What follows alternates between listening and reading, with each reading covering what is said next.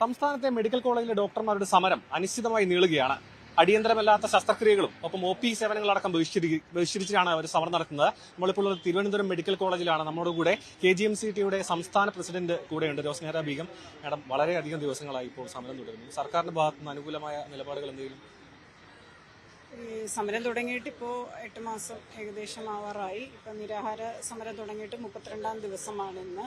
അപ്പോൾ ഇതിനിടയിൽ 1-2 ചർച്ചകളുണ്ടായി. അതിൽ എൻട്രി കേഡറിൻ്റെ വിഷയം ഒരു പരിധി വരെ അത് കറക്റ്റ് ചെയ്ത് തരികയുണ്ടായി. പക്ഷെ ഞങ്ങളുടെ പെർവിഷൻ അരിയറിൻ്റെ കാര്യത്തിൽ, അതായത് 95% ഫാക്കൽറ്റിയെ എഫക്റ്റ് ചെയ്യുന്ന കാര്യമാണത്.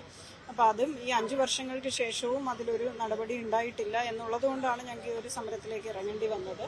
അപ്പോൾ പൊതുജനങ്ങളെ എഫക്റ്റ് ചെയ്യുന്ന രീതിയിലേക്ക് സമരം പോയത് 16-ാം തീയതി മുതലാണ്. അപ്പോൾ അതിനു മുന്നേ തന്നെ ആ ഫയല് നിയമോപദേശം കിട്ടി ഫൈനാൻസ് മിനിസ്റ്ററുടെ അടുത്ത് തന്നെ എത്തിയതാണ്. പക്ഷേ ഇതിൽ ഇന്ന് വരെ ഒരു ചർച്ചയോ അല്ലെങ്കിൽ അതിലൊരു തീരുമാനമോ ഒന്നും തന്നെ ഉണ്ടായിട്ടില്ല.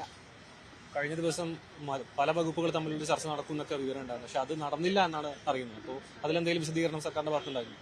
ഇല്ല, എന്താണ് കാരണം എന്നുള്ളത് ഞങ്ങളെ അറിയിച്ചിട്ടില്ല. ഇന്നലെ അത് നടന്നിട്ടില്ല. അപ്പോൾ ഞങ്ങൾ ഹെൽത്ത് മിനിസ്റ്റർ ഓഫീസുമായിട്ട് ബന്ധപ്പെട്ടപ്പോൾ additional chief secretary for health അദ്ദേഹത്തെ ഏൽപ്പിച്ചിട്ടുണ്ട്. അദ്ദേഹം അത് ഫോളോ അപ്പ് ചെയ്യും എന്നുള്ള രീതിയിലാണ് പറഞ്ഞത്. ഇതില് സർക്കാരിന്റെയും ഡോക്ടർമാരുടെയും ഇടയിൽപ്പെട്ട് വലയുന്ന രോഗികളാണ്. അപ്പോൾ അതിൽ പെട്ടെന്നൊരു തീരുമാനം ഉണ്ടാവാം?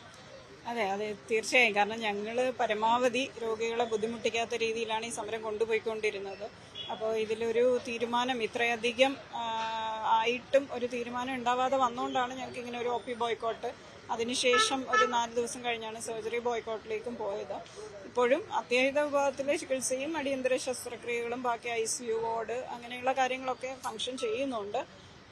അപ്പം ഞങ്ങൾക്കും പൊതുജനങ്ങളെ ബുദ്ധിമുട്ടിക്കാൻ യാതൊരു ആഗ്രഹവുമില്ല. ആക്ച്വലി ഞങ്ങൾക്കത് സങ്കടകരമായ ഒരു അവസ്ഥയാണ് ഞങ്ങളെ സംബന്ധിച്ചിടത്തോളം. അപ്പം അത് ഗവൺമെൻറ് അതൊന്ന് സീരിയസ് ആയിട്ട് എടുത്തിട്ട് ഇതിലൊരു തീരുമാനം അടിയന്തരമായി ഉണ്ടാക്കണം എന്നാണ് ഞങ്ങൾ അഭ്യർത്ഥിക്കുന്നത്. സമരത്തിന് അടുത്ത ഘട്ടത്തിലേക്ക് എന്തെങ്കിലും പോകാനുള്ള തീരുമാനങ്ങൾ എന്തെങ്കിലും ഉണ്ടോ ചർച്ചയിൽ? അതെ, ഞങ്ങളിപ്പോൾ ഇന്നലെ ചർച്ച നടക്കാത്തതും അതിൻ്റെ ഇന്നത്തെ ഡിസിഷൻസും ഒന്ന് അറിഞ്ഞതിന് ശേഷം ഞങ്ങൾ തീർച്ചയായും അടുത്ത ഒരു ഘട്ടത്തിലേക്ക് സമരം പോവുകയുണ്ടാവും.